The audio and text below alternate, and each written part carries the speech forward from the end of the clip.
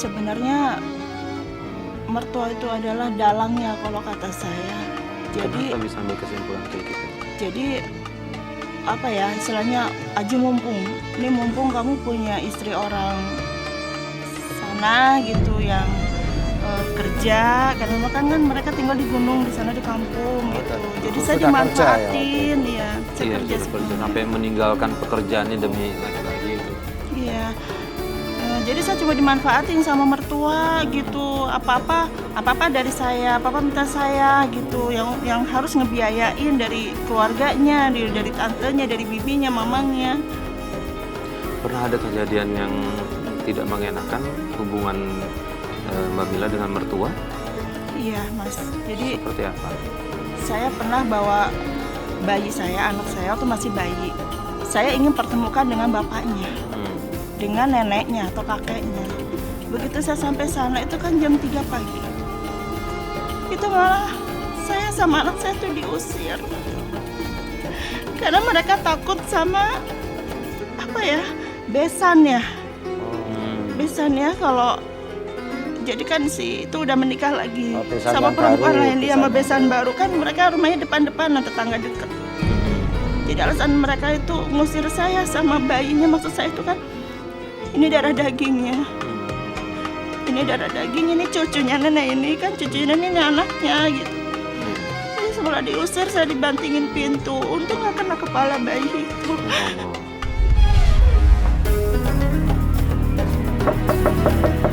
Assalamualaikum, Mas Suryo, Mas. Waalaikumsalam. Mila. Iya, Bu. Mau ngapain kamu kesini? Mas Suryonya mana, Bu? Surya lagi pergi. Saya kesini mau minta tanggung jawab, Bu, sama Mas Suryo. Ini anaknya dia. Surya nggak ada di rumah. Mendingan besok kamu balik lagi ke sini. Kok Ibu gitu sih sama aku? Ini kan cucu Ibu juga.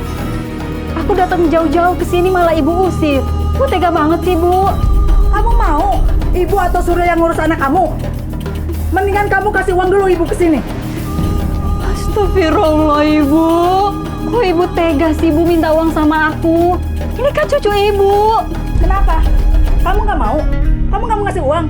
Ya udah, pergi dari sini dan bawa anak kamu. Bu. Ibu tega banget sih, Bu.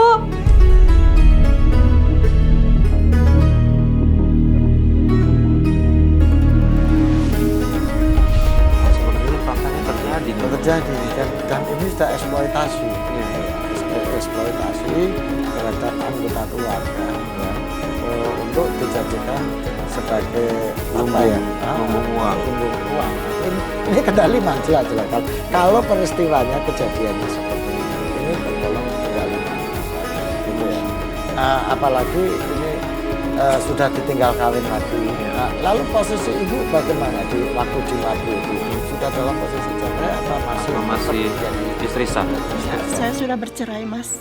Saya bercerai, Pak Ustadz. Oh, Saya minta cerai. Oh, setelah dia menikah lagi baru ibu minta cerai? Iya, jadi saya dengar dia menghamili perempuan itu. Dan saya kan nggak mau di Madu. Udah kayak gitu dia juga ditekan sama orang tua si perempuan. Kalau kamu milih yang sana, kamu pergi dari kampung ini gitu. Kalau milih anak saya, lepasin yang di sana, yaitu saya gitu. Jadi saya udah bercerai dari dia. Dan saya pun dicerai itu lewat telepon, lewat handphone. Iya, hanya di SMS. Udah kita masing-masing aja lewat Artinya gitu. talaknya Jadi saat jatuh saya, melalui itu. di saat saya mau melahirkan itu, Mas. Oke, berarti sebentar saya ulang ya, Bu ya. Jadi bawa anak pada saat ke rumah mertua itu sebenarnya posisinya sudah jatuh talak. Sudah. talak lewat handphone itu ya. Sudah, iya. Kondisi saya hamil 9 bulan. Pak Ustadz dalam kondisi hamil, dicerai oleh suaminya, bagaimana statusnya? Ya, memang kondisi hamil boleh dicerai, Mas Fahri. Tidak harus menunggu anaknya lahir. Ini peristiwanya pernah terjadi pada Sayyidina Umar dulu, ketika anaknya mengadukan kepada Rasul mau mencerai. Ya, tidak boleh, tidak harus menunggu anaknya lahir, gitu ya. Tapi yang jadi persoalan di sini ini kan pertanggungjawaban ini. Iya. Gitu. Karena dia boleh menceraikan istrinya, tetapi anak kan tetap menjadi tanggung jawab dia. Karena dalam Islam pun memang aturannya seperti itu. Itu satu. Yang kedua, ketika dalam posisi cerai itu memang harta itu, karena memang ada hartanya ya. Kalau ada hartanya juga dalam hukum positif itu istri masih punya hak yang namanya harta dulu. Apalagi kalau sebelum nikah harta itu memang menjadi milik istri. Ya. Nah itu kalau dia bercerai maka ini harus tetap menjadi milik istri. Karena harta itu ada dua, ada yang dari istri sebelum nikah, ada dari suami sebelum nikah. Ya. Nah itu ada yang setelah nikah kemudian harta ini milik berdua, gitu kan.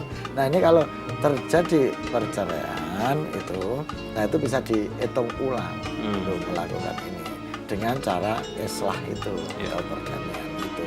Nah, itulah yang saya maksud ketika dia bawa anaknya. Kalau toh itu harta nggak ada, mestinya pertanggungjawaban itu adalah untuk anaknya, karena ini tetap menjadi tanggung jawab dia sebagai seorang ayah. Lalu kemudian sikap dia sama anak ibu bagaimana? Dia sama anak saya nggak peduli. Padahal itu kan darah daging sendiri juga ya. Dari daging. Darah daging dia sendiri. Dia nggak peduli sama anak saya, sama anak dia itu dia nggak peduli. Dia aja ada omongan begini, nitip ke emaknya ya, ke ibunya dia waktu saya bawa bayi ke sana ya, bawa bayi ke sana. Bilang aja mak, kalau anaknya pengen diperhatiin, kalau mau ngasih uang titipin aja ke mak, kalau mau ngasih uang ke saya. Itu ayahnya ngomong kayak gitu, bapaknya itu ngomong kayak bapak si bayi. Jadi bilang ke mertua, mak saya nggak berani nemuin. Tapi kalau misalkan mau ngasih duit terima aja ya mak ya, kayak gitu. Baru saya mau sayang sama anak. Itu ayah macam apa yang kayak gitu, coba deh mas. Anaknya sendiri istilahnya mohon maaf diperdagangkan dengan cara seperti itu, perdagang kasih sayang dengan cara seperti ya ibu sekarang yang sabar. Tapi ini orang tua bagaimana, orang tua ibu setelah tahu kejadian ini, apakah sudah tahu atau belum peristiwanya yang seperti itu? Ya akhirnya kan saya kasih tahu juga karena memang lama kemana ini kok kamu di sini, bapaknya kok nggak pulang-pulang gitu. Akhirnya kan saya kebuka juga gitu karena kenyataannya saya udah nyusul ke sana sama bayi, saya malah diusir. Saya berharap dia mau berubah pikiran untuk bisa balik lagi. Jadi saya masih nutupin tadinya sama orang tua saya.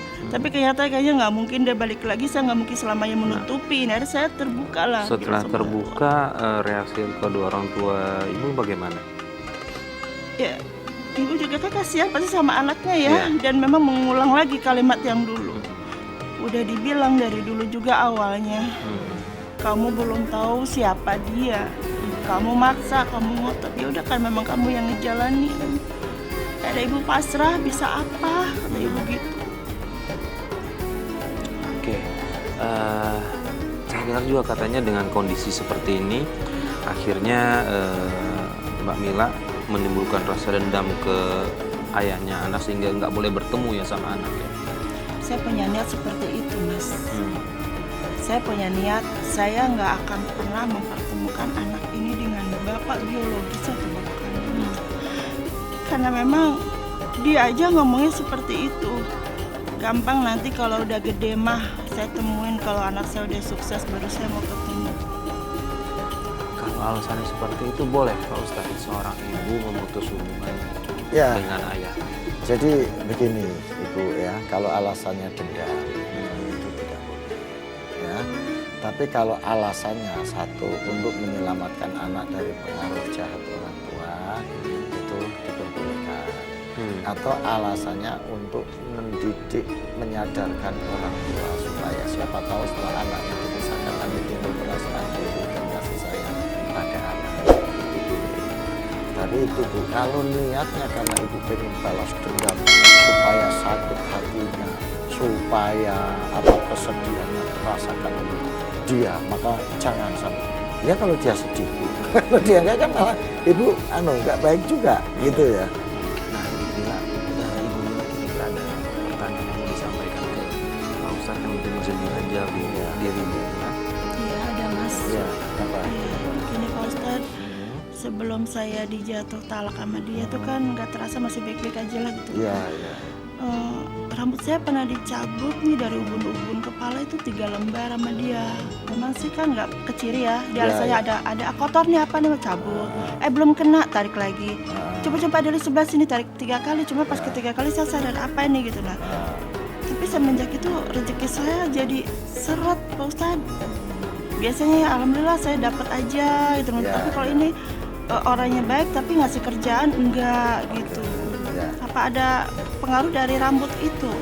Bisa jadi itu sihir yang dilakukan oleh suami untuk menutup jalan ibu ya, karena nggak bisa dieksploitasi akhirnya jalannya kita. Ini bukan suudon ya. Ini apa perkiraan kalau ibu memang merasakan seperti itu. Jadi begini ibu, memang ada orang jahat yang berupaya menutup jalan rezeki jalan hidup orang dengan segala cara, termasuk cara-cara spiritual yang seperti itu, yang itu sering dalam Islam disebutnya sihir ya. Tapi Islam juga memberikan cara untuk menanggulangi itu. Allah akan tetap memberikan rezeki kepada orang yang dia kehendaki. Jadi nggak usah khawatir. Jangankan dicabut 3 helai rambut, dibotakin seluruh rambutnya, kalau Allah mau membukakan pintu rezeki pada hambanya akan tetap diberikan.